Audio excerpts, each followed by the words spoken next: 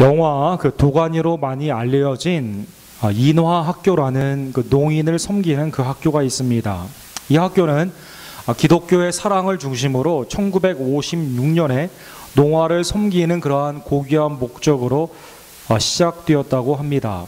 그러나 처음에 기독교의 사랑 그리고 섬기는 그러한 아름다운 취지로 시작된 이 학교가 많은 하나님의 사랑이 아닌 인간의 죄가 드러나는 그러한 장소로 전락하게 되었습니다. 특별히 2000년에서 2004년에는 교직원이 이 농아들을 성적으로 범죄를 저지르며 학대를 하는 많은 사건들이 세상에 알려지게 되었습니다.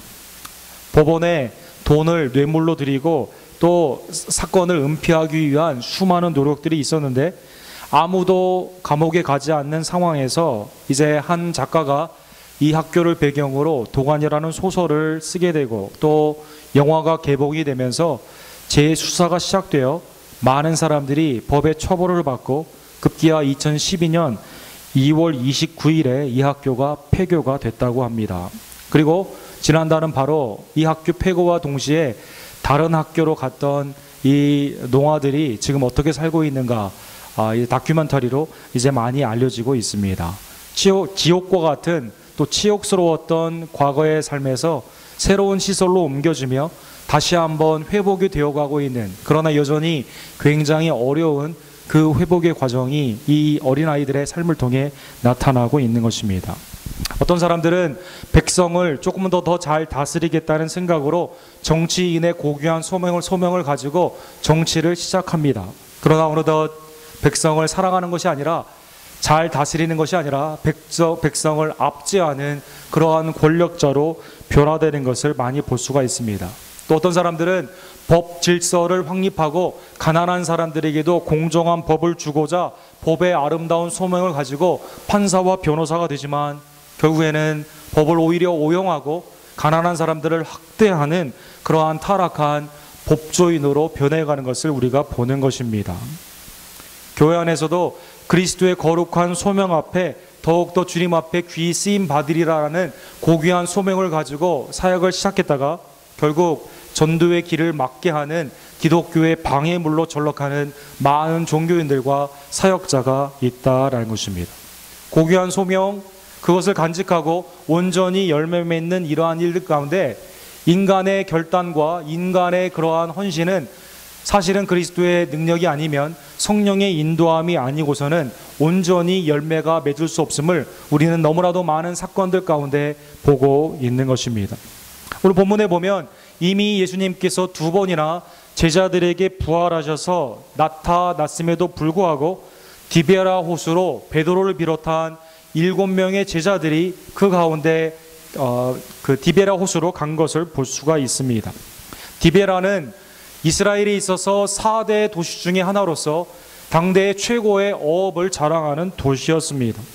주님의 일을 하겠다고 했던 제자들이 그리고 부활하신 예수님을 2번이나 만났음에도 불구하고 어업이 왕성하였던 옛 직업인 어부로 다시 돌아갔다는 것은 우리에게 상당히 의아함을 던져주고 있습니다. 본문의 3절에 보면 시몬 베드로가 이 일을 주도한 것을 볼 수가 있습니다. 먼저 베드로가 고기를 잡겠다고 하니까 주위에 있는 제자 친구들이 함께 따라감으로 말미암아 7명이 탈 수 있는 어업의 투망 형식으로 하는 그러한 배, 20피트에서 50피트에 해당하는 그러한 배를 통해서 어업에 쓰이는 배를 타고 물고기를 잡으러 간 것입니다.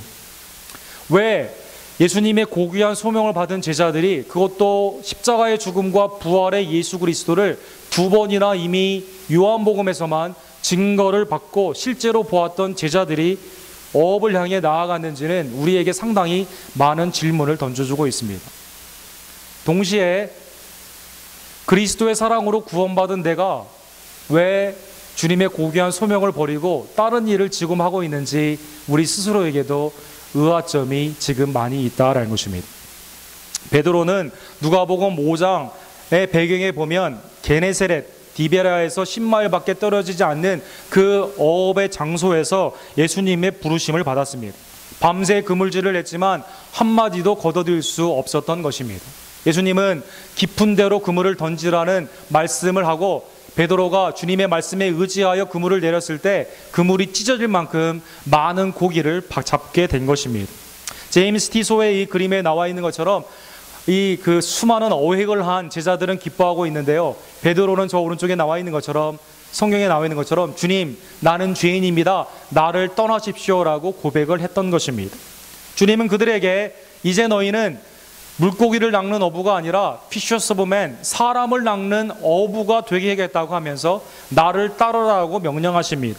이때 베드로를 비롯한 모든 제자들은 이 모든 것을 뒤로하고 심지어 잡은 물고기도 뒤로하고 예수님을 따라 제자의 도를 걷게 된 것입니다. 그 첫 번째 소명, 베드로와 제자들은 주님의 그 고귀한 소명을 왜 잊었느냐라는 것입니다. 또 베드로는 마태복음 16장에 보면 가이사라 빌립보에서 예수님이 인생의 중요한 질문을 하십니다. 너희는 나를 누구라 하느냐라는 질문 앞에 베드로가 제자들의 대표로 주는 그리스도시요 살아계신 하나님의 아들이입니다라고 믿음의 고백을 하게 됩니다. 지금 디베라에서 그물질을 하고 있는 베드로, 첫 번의 고귀한 소명을 잊었을 뿐만 아니라 예수님을 자기가 믿음 가운데 천부 하나님께서 알려주신 그 신앙의 아름다운 모습으로 믿음의 주로 고백했던 그 고백을 지금 잊고 있다라는 것입니다. 뿐만 아니라 베드로와 요한과 야고보는 예수님이 모세와 엘리야를 함께 변화산상에서 영원롭게 되었던 그 변화산상의 기적을 그들은 보았던 사람들입니다. 주님의 고귀한 소명, 믿음의 고귀한 고백, 예수님의 영원롭게 변화되시는 그 영광의 체험을 베드로와 제자들은 했음에도 불구하고, 또 부활하신 예수 그리스도를 두 번이나 이미 만났음에도 불구하고 지금 다시 어업으로 돌아가 있는 것입니다. 왜 베드로와 제자들은 그렇게 됐을까요? 또 우리의 주위에 있는 사람, 또 내 자신을 뒤돌아보면 예수 그리스도의 놀라운 사랑을 받고 제자도의 부름을 받고 헌신자로 결단을 하면서 나아갔음에도 불구하고 왜 우리는 주님의 고귀한 사명, 믿음의 고백, 영광의 체험을 뒤로하고 엉뚱한 일을 지금 하고 있을까요? 9절과 33절에 보면 예수님은 제자들이 알아보지 못하는 그러한 상황 가운데서도 밥상을 차려 주십니다. 긍휼의 예수님께서는 손수 숯불에 음식을 구워, 특별히 오늘 본문에 보면 숯불이라는 단어가 나와 있는데요, 거기에 생선, 아마 브로일로 이렇게 차코일을 통해서 맛있게 했던 것 같습니다. 그리고 떡을 가져다가 예수님이 제자들에게 친히 아침밥을 해주신 것입니다. 요한복음 6장에 보면 오병이어의 기적을 일으키신 예수님께서 배부르게 떡과 물고기를 주셨다라고 나와 있습니다. 그리고 그것은 생명의 몸과 생명의 피가 되시는, 참된 몸과 참된 음료가 되시는, 우리의 생명의 양식이 되시는 예수님의 구원의 그 은총을 상징하고 있습니다. 제자들에게 이제 밥상을 차려주신 예수님은 긴 침묵 후에 드디어 베드로에게 이렇게 질문하십니다. 15절에 보니까 요한의 아들 시몬아, 내가 이 사람들보다 나를 더 사랑하느냐. 베드로라는 단어 대신에, 반석이라는 의미의 베드로라는 대신에요, 예수님이 본문에 보면 요한의 아들 바요나 시몬, 요한의 아들 시몬아, 이 사람들보다 나를 더 사랑하느냐라고 질문한 것입니다. 우리가 가지고 있는 개역 개정은 해석 구절로 이 본문을 통역한 것을 볼 수가 있습니다. 원어에는 토우톤이라는 단어를 쓰고 있는데요, 이 단어는 세 가지로, 이것들이라는 것이 상황에 따라 세 가지로 해석이 될 수 있습니다. 예수님은 이렇게 첫 번째 이렇게 질문한 것으로 추측될 수 있습니다. 즉 낚시, 어부, 물고기, 배, 이것들, 즉 너희의 생업보다 네가 더 나를 사랑하느냐라고 물었던 것입니다. 나에게 세상을 살 수 있는, 재물을 얻을 수 있는 나의 직업, 나에게 삶의 안정감을 주는 그 직업보다 너는 나를 사랑하느냐라고 예수님이 물었던 것입니다. 두 번째로 이 단어는 이 사람들보다 나를 더 사랑하느냐라는 개역개정의 해석이 가능합니다. 즉 너의 안정감을 주는, 네가 의지할 수 있는, 네가 함께 갈 수 있는 인간관계들, 가족관계들, 사람들보다 나를 더 사랑하느냐라고 예수님은 물었던 것입니다.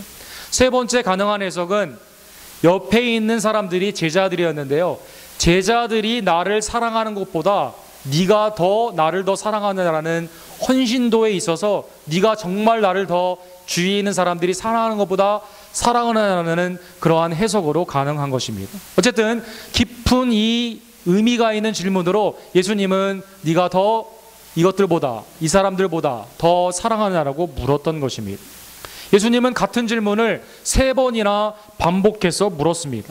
첫 번째, 두 번째, 세 번째가 내용은 다 같습니다. 첫 번째와 두 번째는 예수님이 아가페라는 무조건적인 사랑으로 질문을 했습니다. 그리고 세 번째로는 인간적인 우정의 관계를 의미하는 필레오라는 그 단어로 예수님이 물었던 것입니다.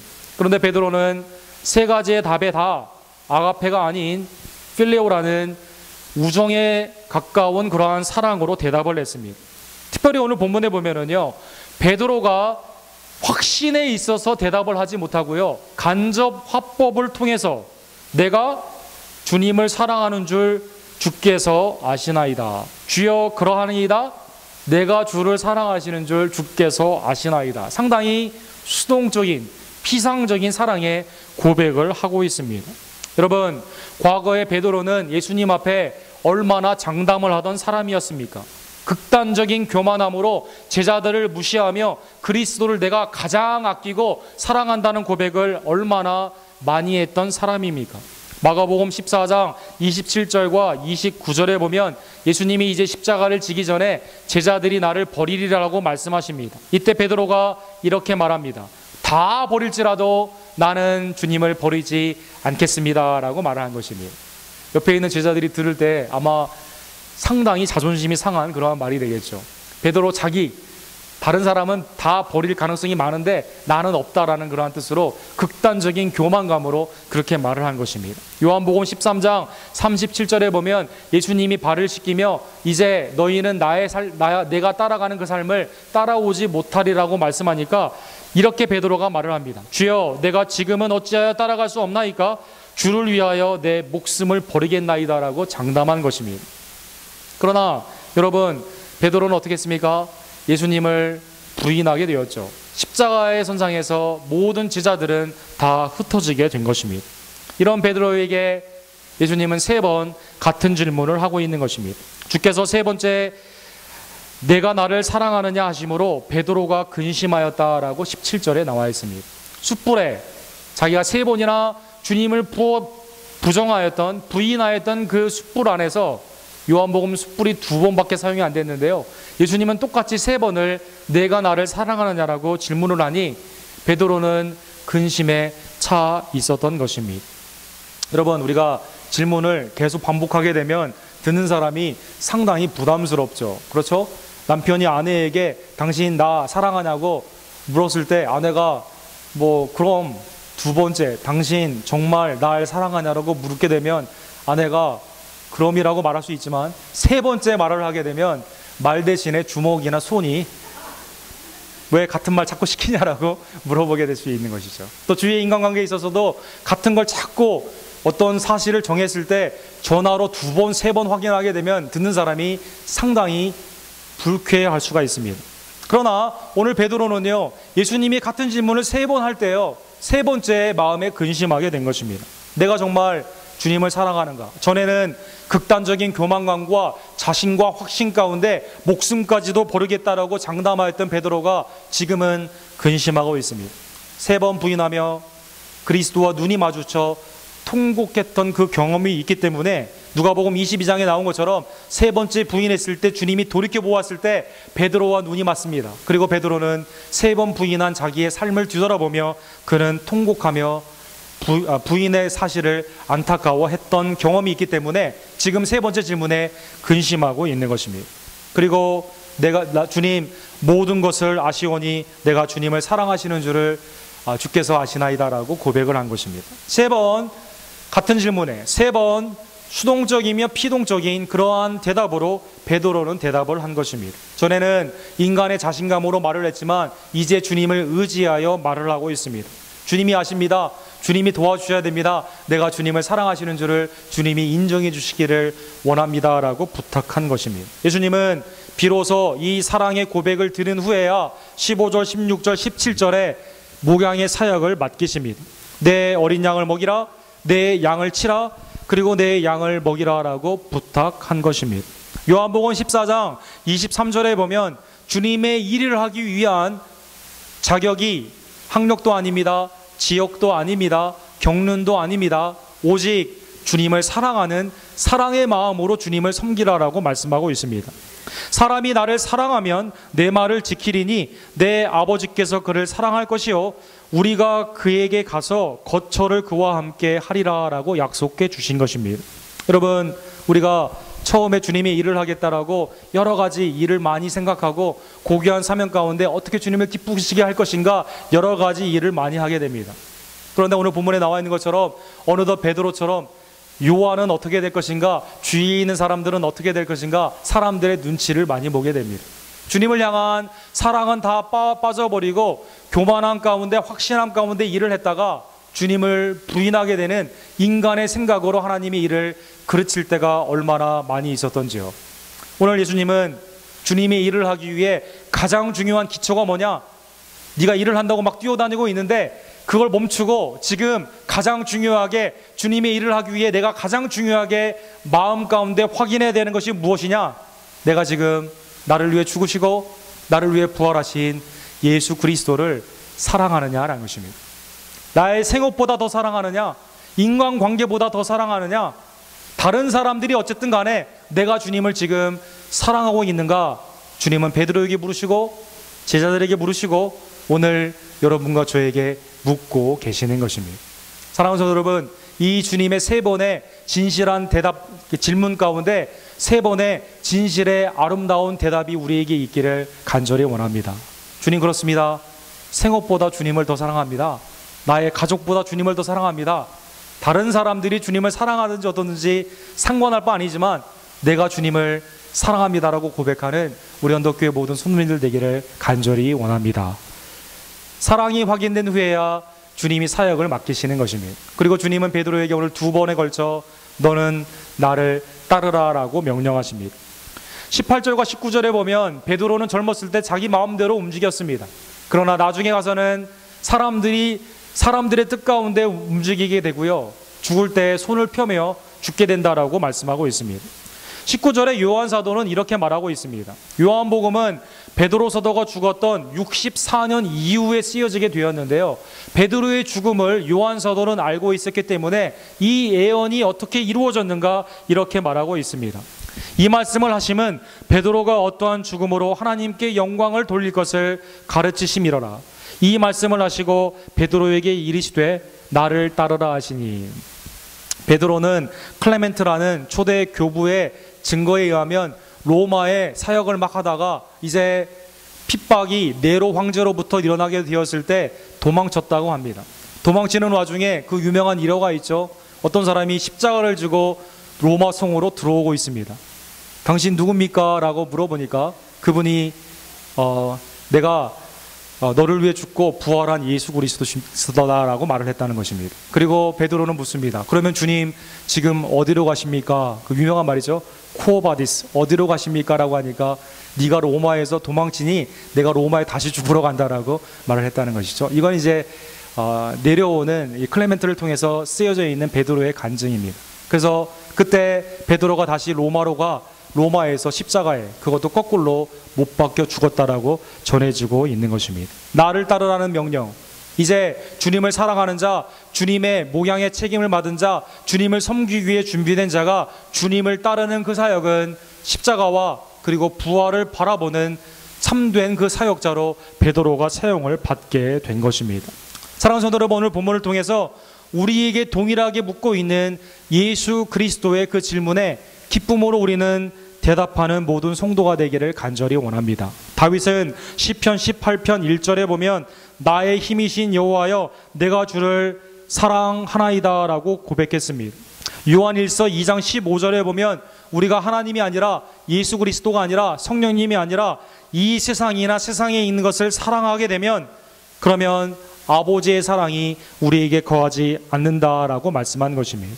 사랑하는 성도 여러분, 오늘 그리스도의 그 질문, 내 인생에 대답해야 되는 그 질문, 내가 생업보다 가족보다 다른 사람보다 나를 더 사랑하느냐는 이 질문 앞에 세상 것들이 아닌, 사람들이 아닌, 나를 안정을 줄 수 있는 세상의 정욕이 아닌 내가 정말 주님을 사랑합니다라고 고백하는 우리 모두가 되기를 간절히 원합니다. 그때야 비로소 우리는 주님을 따라갈 수 있다라는 것입니다. 시카고에 굉장히 낙농업으로 부자로 있었던 보든 패밀리의 두 번째 아들로 태어난 윌리엄 보든이라는 분이 계십니다. 이분이 17세 때 고등학교를 졸업했을 때 그 어머니가 당대에 굉장히 많은 돈이죠. 2,000불을 주면서 너는 세계를 여행하며 세계 어느 곳에 가서 낙농업을 하게 되면 우리의 비즈니스가 더 발달될 것인지 세계를 둘러보러 오라라고 돈을 줍니다. 그런데 이분이 중국과 인디아를 가면서 내가 할 일은 주님을 따르라라는 그 명령 가운데 사업이 아니라 선교임을 그를 깨닫게 되고 선교사로 헌신을 하게 됩니다. 그리고 예일대를 졸업한 후에 그는 중국 선교사로 떠나게 됩니다. 그리고 성경책에 이렇게 썼다고 합니다. No reserve라는 단어를 썼다고 합니다. 즉 아낌없이 주님 앞에 헌신하겠다라는 그 헌신을 그 가운데 쓰게 된 것입니다. 2년 후에 아버지가 중국에 있는 윌리엄 보든에게 편지를 합니다. 당장 돌아오지 아니하면 너에게 유산을 한 푼도 주지 않겠다라고 위협을 한 것입니다. 그는 아버지에게 편지를 쓰며 맨 마지막에 이렇게 썼다고 합니다. No retreat, 더 이상의 후퇴는 없습니다 라고 썼던 것입니다. 주님을 위해 부름을 받고 있기 때문에 주님을 따르는 그 삶 가운데, 나아가는 삶 가운데 뒤로 돌아오지 않겠다라는 것입니다. 그리고 그는 중국의 선교를 마치고 이집트에서 선교하는 가운데 중병에 걸려 이제 죽게 되었다고 합니다. 그리고 성경에 이렇게 썼다고 합니다. No regret, 후회는 없다라고 썼다고 합니다. 그리고 25세의 일기를 마감으로 너무 짧은 생애이지만 주님을 위해 그 모든 삶을 드리고 순교하게 되었습니다. 이 성경책이 아버지에게 2주 후에 미국으로 가게 됐습니다. 아버지는 그 성경책에 No reserve, no retreat, no regret이라는 그 말을 보며 그 시기에 어떠한 일이 있었는가 회상해 보며 아들을 위해 그렇게 통곡하며 울었다고 합니다. 그리고 $1 밀리언 중국 선교를 위해 헌신하게 되고 윌리엄 보든의 이름을 따서 병원도 생기고 학교가 생기는 그러한 역사가 있었게 되었다고 합니다. 사랑하는 성도 여러분, 주님은 오늘날 여러분과 저에게 나를 따르라라고 명령하고 계십니다. 나를 따르라는 명령 앞에 주님은 먼저 확인해 보기를 원하십니다. 정말 내 생업보다, 내 가족보다, 다른 사람들보다 내가 주님을 사랑하고 있는가? 주님은 우리의 사랑을 확인한 후에 나를 따르라라고 명령하고 있습니다. 나 자신을 부인하고 십자가를 지며 주님의 놀라운 복음 앞에 나의 생명까지도 두려워하지 아니하며 주님을 따라갈 수 있는 그러한 제자도의 삶으로 지금 여러분과 저를 부르고 있다라는 것입니다. 사랑하는 원더교회 모든 성도 여러분, 여러분의 삶 가운데 주님의 부르심을 다시 한번 기억해 보기를 간절히 원합니다. 처음에는 고귀하게 시작했다가 인화학교처럼 세상의 걸림돌이 되고, 처음에는 고귀하게 법조인이나 정치인이나 세상에 유익을 끼치겠다고 시작했다가 육체의 일로 마치게 되어 세상의 놀림거리가 되는 그러한 우리의 삶이 아니라 처음에 고귀한 소명 그 자체 그대로, 믿음의 고백 그 자체 그대로, 영광의 체험 그 자체로 주님을 사랑하며 주님을 따라가는 우리 언덕교회 모든 손님들 되기를 주님의 이름으로 간절히 축원합니다. 기도하겠습니다. 사랑하는 하나님 아버지 감사합니다. 오늘